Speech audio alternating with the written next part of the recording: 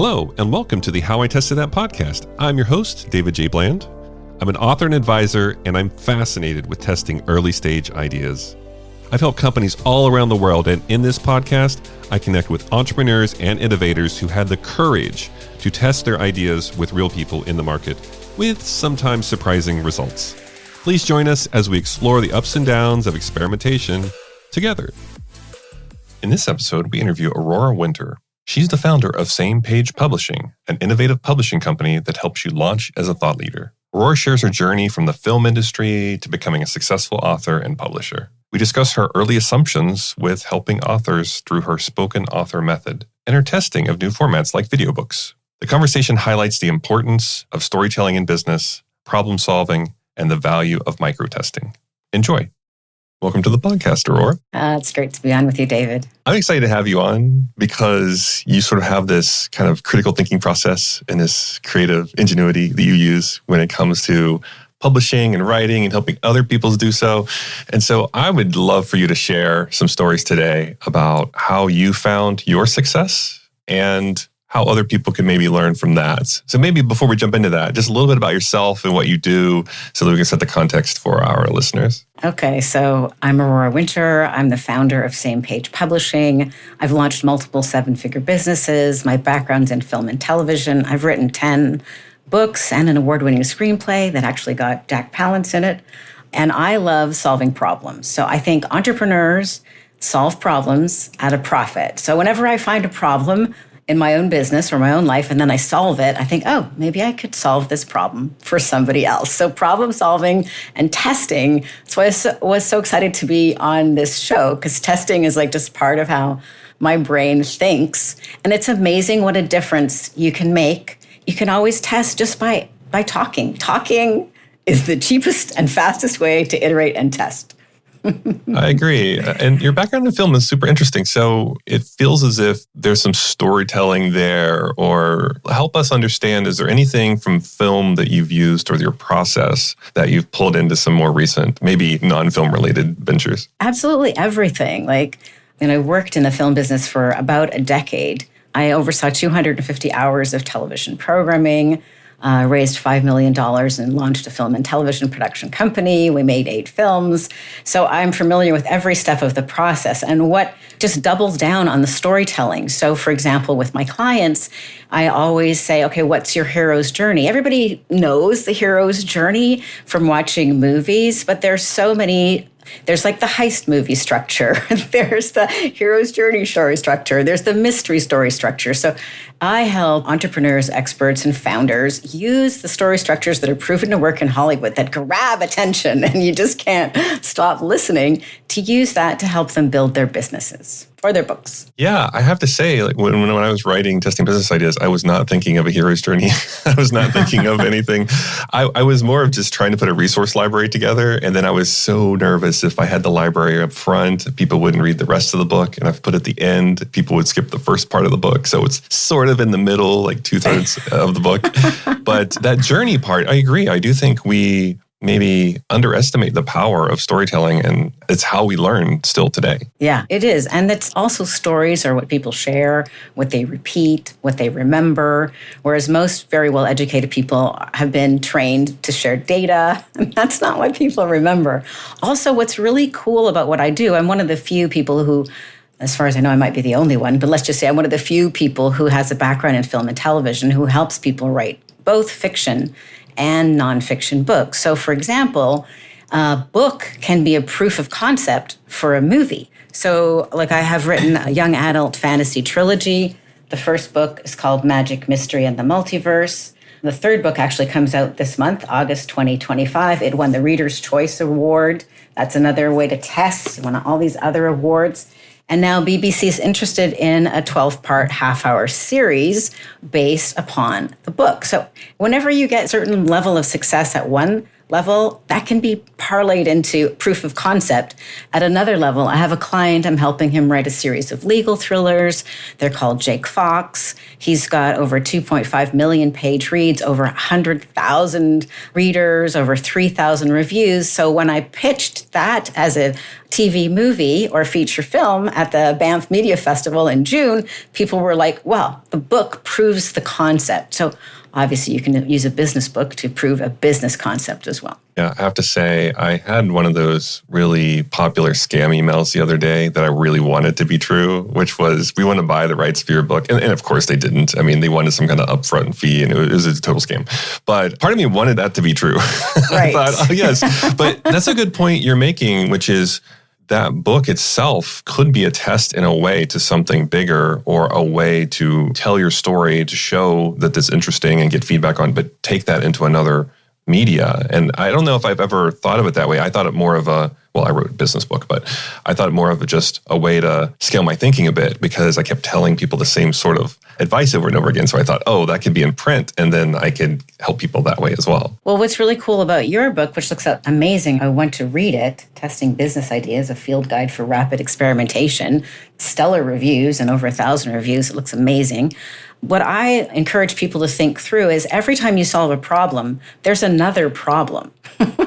So you could have a book or an offer that solves that. For example, I help people write amazing books. Once their book is done, what's the next problem? Get an award, make it a bestseller. Okay, once we've got a best-selling, award-winning book, what's the next problem? Keep selling it. What's the next problem? Is there a TV series idea here for a feature film? Or even a nonfiction book could be turned potentially into like a Netflix series, like Marie Kondo's topic of tidying up. And she got a Netflix series, going into hoarders' homes and helping them tidy up. So I really think that in this age of AI, the most important thing is your unique take, your unique stories, your unique history. And IP, as Gary Vee says all the time, IP is going to be the most valuable thing that we have. Yeah, I think IP is what makes it defensible, especially when it comes to AI. And, things can be copied so easily, but they can't copy your thinking. They can't copy your sort of internal way of you thinking through things and working through things. So when it comes to transitioning from film to what you're doing now, it sounds as if that storytelling helps, and that problem solving sort of addiction you have, maybe, also helps. Problem-solving addiction, So maybe explain a little bit about how you're helping other people. Like, where did that start from? Was it something you personally experienced or somebody around you? Or maybe explain a bit of that. I think I'm just obsessed, to be honest, David. So I've launched multiple businesses, and every time I notice I love cross-pollinating different industries, which is something you're in a unique position to speak about because you interview people from different industries, which is one of the things that's really cool about this podcast. So, for example, one of the first businesses I started with my husband was a yacht sales company in Vancouver, BC, Canada. And at the time, they were selling tax-sheltered, advantaged real estate. If you rented out a real estate, you could get huge tax savings. So I asked the million-dollar question, could we do this with boats? And we tested that by spending $20,000 with lawyers and accountants. That's the most expensive test I've ever done. And then offered it to the marketplace. And what happened was, as a result of people just wanted to buy the boat, honestly, they wanted an excuse to buy it, to give their spouse. And they wanted the numbers to look a little bit better. But when we offered selling a boat and putting it in our charter fleet, it doubled our profit margins from 12% to 24%. It grew us from a 6-figure business to a 7-figure business, and we became the largest yacht dealership in Western Canada. So that is the value of testing. That is the value of one idea. So I think so many people are stuck in their own marketplace. If I just looked at what other yacht dealers were doing, I would never have come up with that idea. So I invite people, look at other industries, listen to lots of podcasts and get ideas and see how something might pop. And then I love the idea of little micro tests before you launch a business. Like Google famously launched Gmail with just 3 features. And I think so many people get all excited about what they're doing and they make this super complicated, super advanced thing. Do micro tests. So for example, I want to let you comment, but I did have another example to share if you want, David. So fast forward, I had the yacht sales company. That was a 7-figure business. Then I launched the film and television company. That was a 7-figure business. Then I had a coach training company, which cumulatively was a 7-figure business, but it was mid 6 figures really. And I launched that company because my husband died suddenly and I wanted to help other people through grief. And I did that. And I wrote a bunch of books about that. And I thought, okay, I'm done with that chapter of my life. What's next, Aurora? And I'm like, well, maybe people would be interested in having my help with their messaging, their marketing, their media. But I'm the founder of a coach training company. I'm known for helping people through grief. That is not one step away. But more and more people were asking me for help. They said, how did you get on so many TV and radio and podcasts? How did you write so many books? And so I did a little test book based on a 1-hour interview. It's called Marketing Fast Track, the little book that launched a new business. The second edition says the little book that launched a new business because the first edition hadn't done that yet. And I just basically transcribed a 1-hour interview that I liked. I choreographed the interview, answered the frequently asked questions, and shared who I was. And I offered it to my then pretty small list of 12,000 people who knew me in the grief space. But I said, if you'd like the book, it's free, but pay about $5 for shipping. That microtransaction really matters. And I think a lot of people don't realize how important that is. I think the quality of the prospects are maybe 100 times better, even with $5. So a bunch of people got the book. We sent it out. It was a loss leader because the shipping $5 didn't cover the cost of shipping and the book, but it was a very small customer acquisition cost. And what happened then, people got 5 videos to add more value.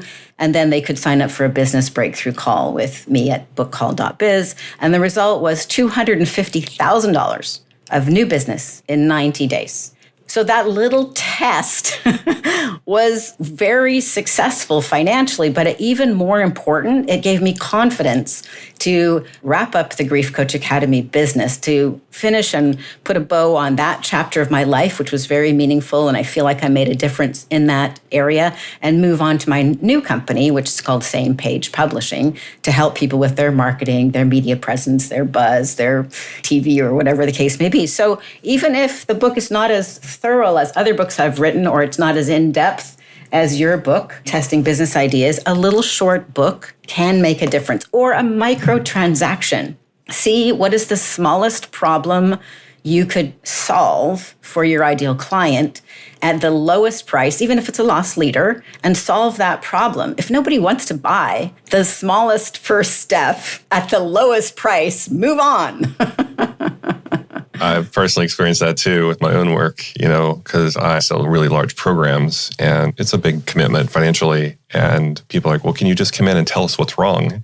And can you sell us a diagnostic before we go to a big program? And so even my offerings have evolved over the years, where now it's more people asking me for diagnostics that come in, tell us where we have gaps and everything. And then maybe we do a pilot after that. It's not a giant program, but it's a pilot, and we can see what works and what doesn't. And then we can go to a program. So the market often shapes what I do as well, because I have in my head, this is, the way it's going to work. And of course, when you talk to customers, it doesn't pan out that way. But when I think about what you just said, there are a lot of things there. One is the cross-pollination. And I think that's fascinating. I have so many billion-dollar companies that come in and they're like, give us examples, which, one, I'm under NDA, so a lot of times I cannot give examples of what they want to hear. Darn. But even if I find an example that's like them, they kind of explain it away. It's like, well, they're kind of like us, but not really like us.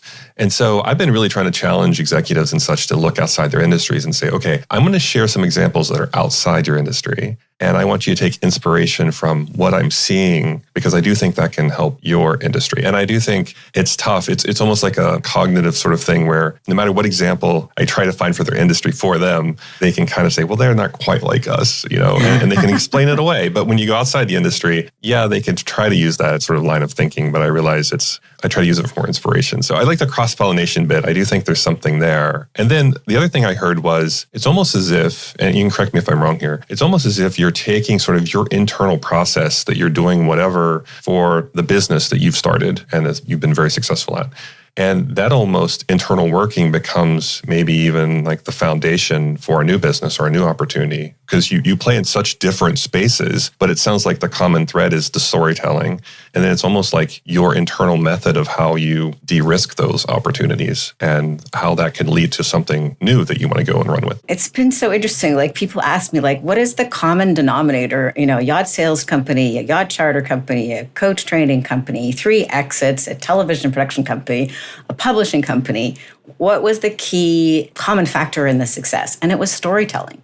Like, I love testing ideas for books or for businesses. I'll talk to people like in the grocery store line. Like, the more you test an idea, the more you see when people glaze over. If you pay attention, when they glaze over or when they lean forward, they spark up. You can see it on their face. They're like, tell me more about that.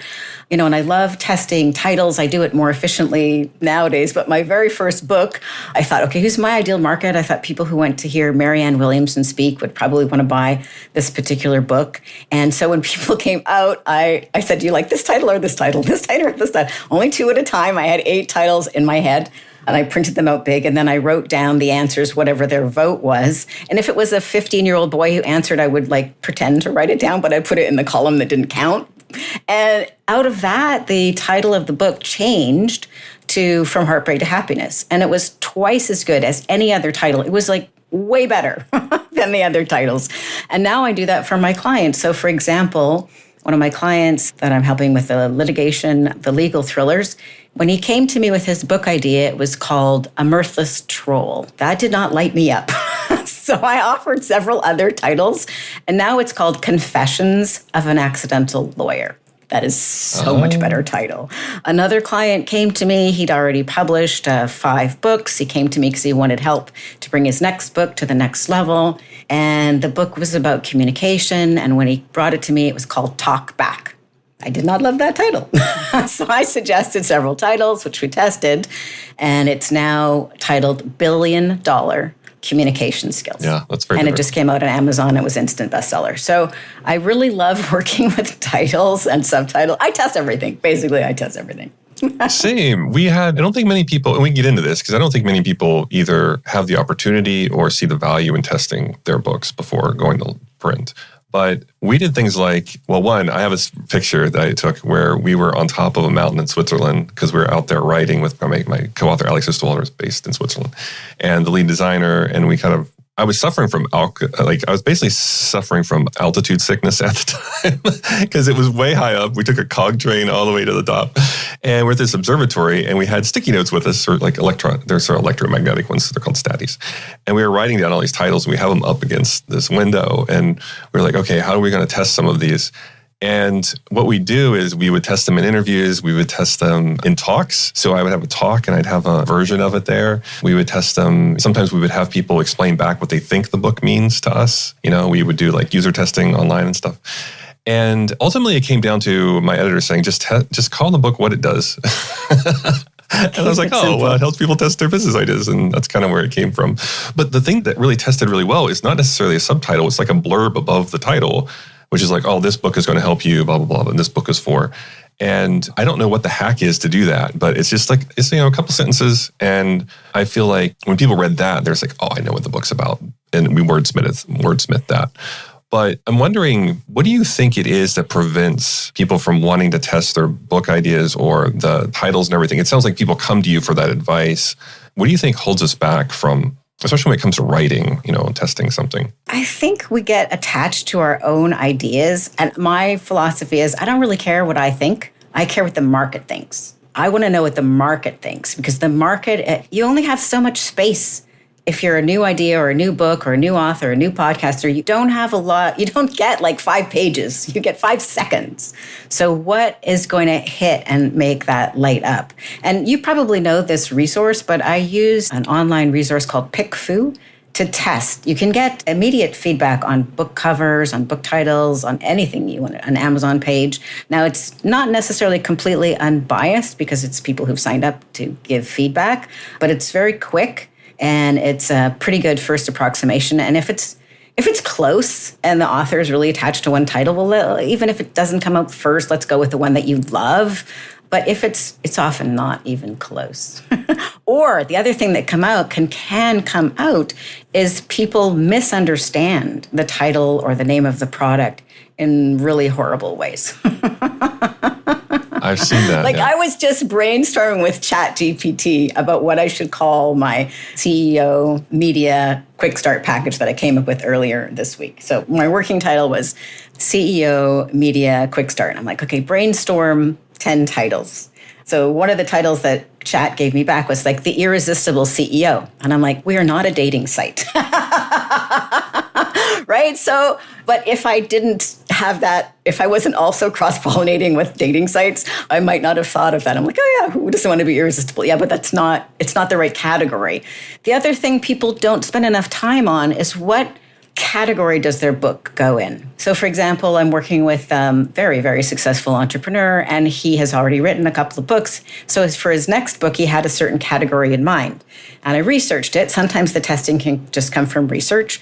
I researched it and said that the best-selling book in that narrow category is making $1,500 a month. So I broadened the category. I took it one step away from the idea he brought, but it was still totally within his heart and expertise. I gave him that other category, and it's like the best-selling book in that category is making $5 million a month. People don't stop to do that work before they write the book. That's why they come to me. 5 million versus 1,500. I don't know. It's not really close. You have to change your own business model there, it sounds like. Yeah, maybe. So before we started recording, we were talking about how you help authors. And one of the things you mentioned that I find true as well, is they have a really hard time finishing the book. So I have, for the one I published, I have countless other Dropbox folders, Scrivener files, all these different outlines, different versions of books that are unfinished. And I'm wondering, what is it? I think maybe tangentially, I was talking to other authors when I was writing my book, and they said, go read The War of Art, which is like... That's a great book. Stephen Pressfield. And it was talking about internal blockers and things that really work against us. Do you believe in that? Do you think there are other factors that are working against us when it just comes to, is it the fear of having people respond? It's an excellent book, The War of Art. And I think that especially creative people struggle with that. The imposter syndrome. I'm a recovering perfectionist myself, so I always have like, okay, is it good enough? Could it be better?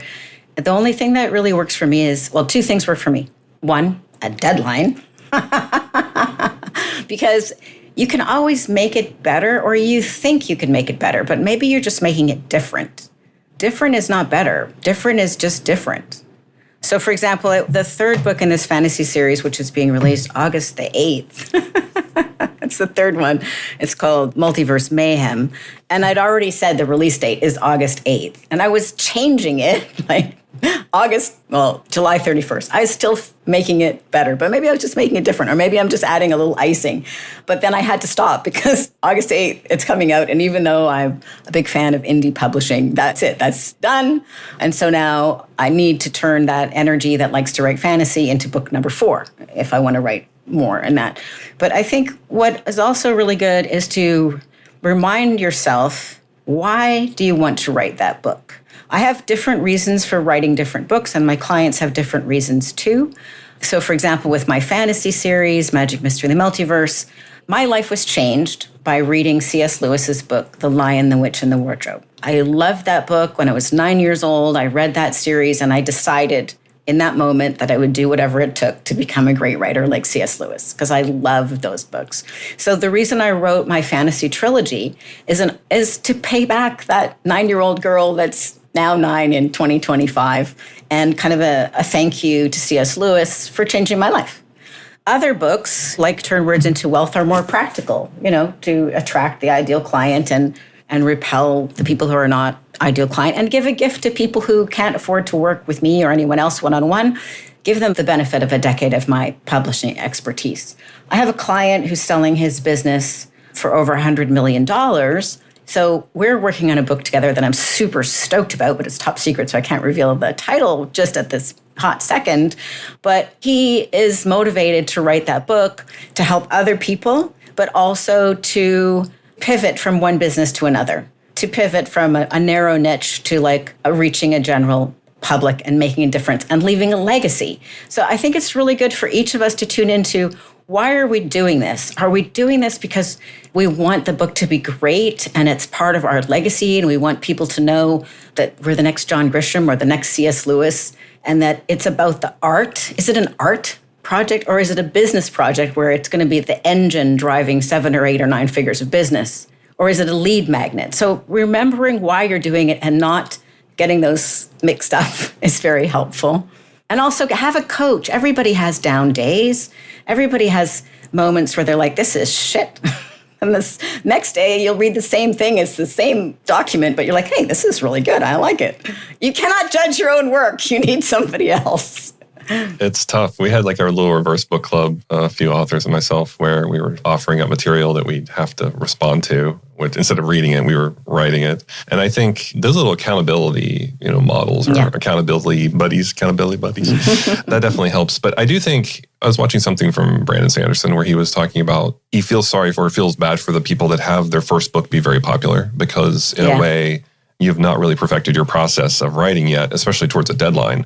And so when you're asked to produce another one, you might really struggle with that. And I feel some of that a bit because the first book I published is super popular and selling really well. And I feel as if, did I really find my process? Because it's a very unique style book. It's landscape, full color, a lot of hand-drawn illustrations. It's not probably the style I'll use going forward.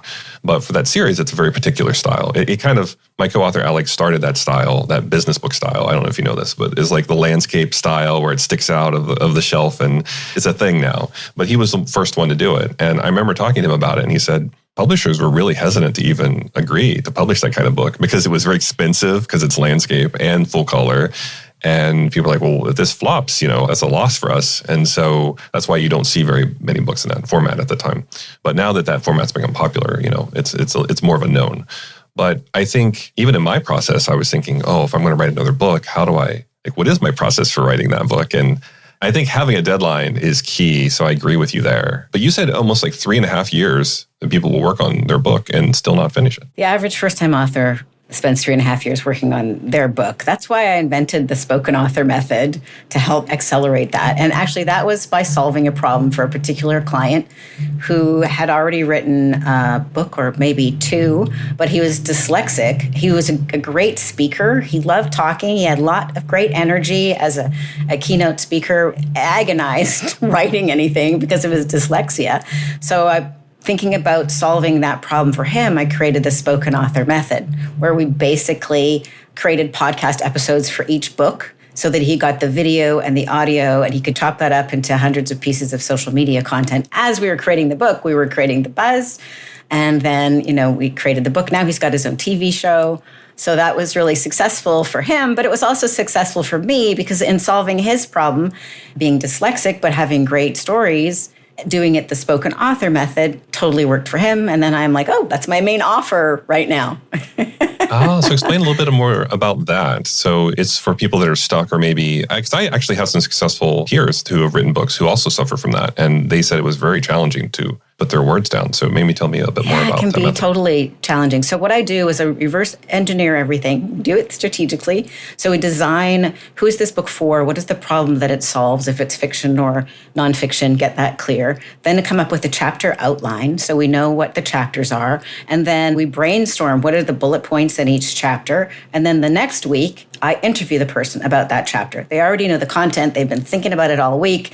They share their stories. It's like a conversation like this. So it's so easy. It's so fun.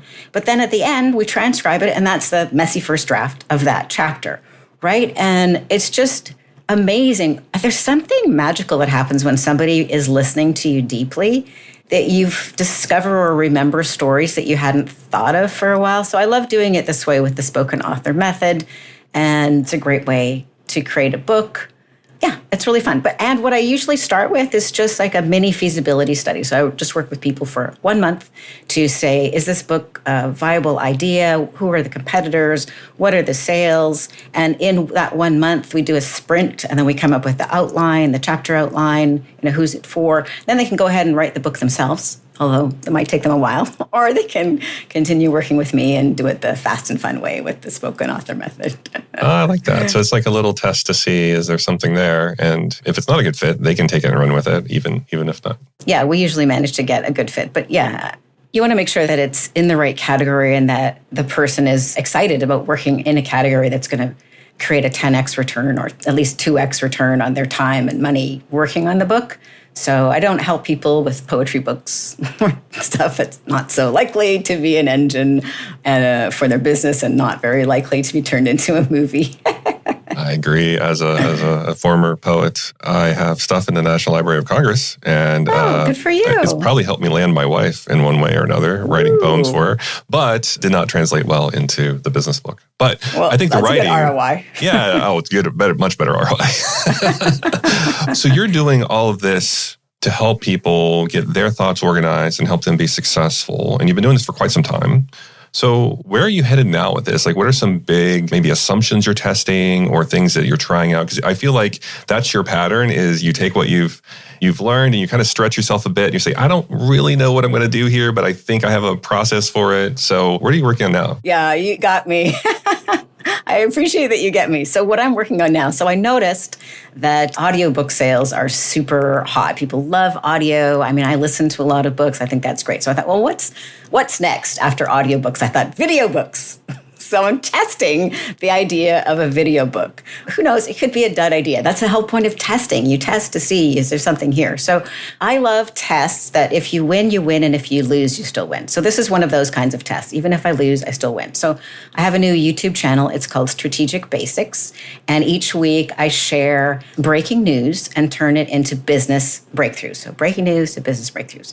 And I'm noticing basically immediately how many views different episodes get, what kind of comments people get. So I've only been doing this for 2 months, something like that. We have got 16,000 subscribers, and already I'm starting to notice some patterns. So I noticed that if the title has got CEO in it, that works well, like peak performance habits of CEOs or how CEOs write books, that kind of works for me. So basically each week, the research that I do to create the video is maybe 15 minutes long, but that could be a chapter in a book. So I have a book unfolding, and my idea is to launch the book, and each chapter will also have a link to the video on YouTube.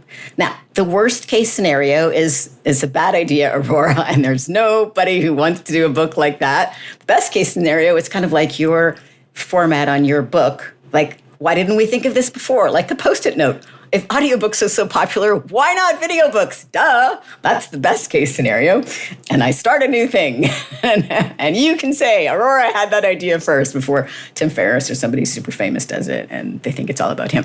But in the worst case, I still lose with this test because I have a new YouTube channel. It's really fun. I've doubled down into what makes me human. So my background in film and television. So we have a lot of B-roll. It's got music. So they're like little mini movies. So that makes me super happy. And I realized like I'm getting prospects who find me from ChatGPT. I'm like, I think the top 3 search engines, you got to be on ChatGPT. YouTube is the number 2 search engine. And then Amazon is the number 3 search engine. So the trifecta that leaders may want to look for, which I'm leaning into, is how can I get on all 3 platforms? Well, obviously to be on Amazon, you need a book. I've got 10, so check. I had a YouTube channel, but was all over the map. So now I've got a very clear YouTube channel. And I got a prospect last week who found me because Chat recommended me. I'm like, okay, it's working. All 3 things are working. Well, ChatGPT references things like YouTube or Goodreads. So the YouTube and the Amazon feed into the GEO. Anyway, it's really fun. And I recommend, like, why not come up with a test that even if you lose, you still win? I'm enjoying learning about these breaking news stories, and I'm enjoying leaning into a deeper understanding of them. So for example, the episode that I'm working on right now is the top ways that CEOs are using AI agents to be more effective and save 10 to 15 hours a week. I'm interested in that. I want the answer to that. And as I'm researching it, then I make the episode, and who knows, maybe it'll be a chapter in the book. I love that. I love that you're kind of like just, again, kind of addicted to problem solving in a way and seeing like what's next, how can I test what's next? And even if it fails, you still win. I like that framing. Yeah, I like it too. It's fun. So we covered so much today in this episode. We covered your various background and how you've been successful in so many different areas and your underlying storytelling thread throughout. We talked about how you're helping other aspiring authors, even some with certain conditions that are maybe struggling to write a book, how they can use your method to help write a book. And we've even talked about today, and fast forward even after this episode, of how you're testing different formats. If folks have listened to this episode and they think, oh, I think Aurora could help me, what's the best way for them to reach out to you? The best way to reach out to me is go to samepagepublishing.com, samepagepublishing.com, and you can see the various clients that I've helped, and you can sign up for a business breakthrough call there, which is free, and we can look at if I can help you. And you can also get this book. It's an award-winning best-selling book. It's a significant book. It's like 50,000 words. We're not talking a 5-page PDF. You can get Turn Words into Wealth at turnwordsintowealth.com, or you can also get it at Same Page Publishing. And I'd love to help, experts, leaders, CEOs with their book, or simply with their authority and messaging to help them launch their YouTube channel, help them get on podcasts, help them nail what their $1 million message is. One thing we didn't talk about, but just super quick, 100% of the founders that I've helped raise capital have raised 7 or 8 figures. And they started with having raised nothing, because they needed the $1 million message. So I'm really the person to, I was going to say the girl, I guess I'm a woman. I'm the woman to connect with if you would like to have $1 million message, whether you put that in a book or a pitch or a TED Talk or what have you. Thank you. Well, thanks for sharing everything. I really enjoyed our conversation. I learned a little bit about even, the book testing process, even beyond what I tried in the past. I just want to thank you for being very transparent and open with your journey with our listeners. I think they'll learn a lot from this. Thank you so much. It was a pleasure. Thank you for listening to another episode of How I Tested That, where we share stories about experimentation, tips, and tricks. If you learned something new, please recommend us to a friend or colleague. And remember, keep testing your ideas.